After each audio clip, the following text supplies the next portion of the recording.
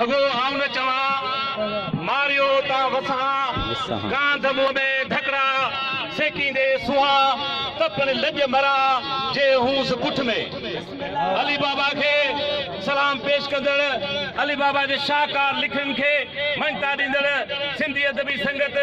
शाख बोलहड़ी जा दोस्तों तहां मुबारक जे काबिल आयो तहां के जस है जो तहां कोटली हैदराबाद जा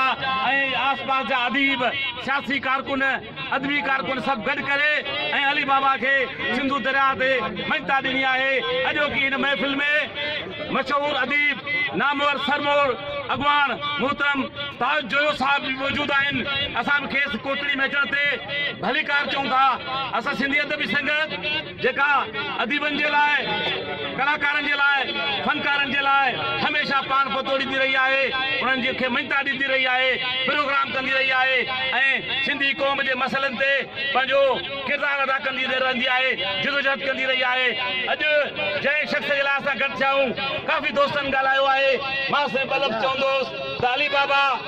अॼु वर्सी चौथी आहे संदसि जी असांखे को बि ॾुख न आहे इन जो छा सबबु आहे तव्हां मौसम पिया इंजॉय कयो तव्हां डांस पिया कयो तव्हां रक़्स पिया कयो तव्हां हथ मथे खणी दरिया खे मुबारकूं पिया ॾियो तव्हां राग पिया चओ तव्हां ख़ुशीअ जो इज़हार पिया कयो इहो छा ॻाल्हि आहे वर्सी जे मौक़े ते इहो छो थियो आहे इहो तव्हांजे सोचण जो ऐं असांजे सोचण जो हिकु मक़ाम आहे हिकु ॻाल्हि आहे उहो सिर्फ़ु इन करे आहे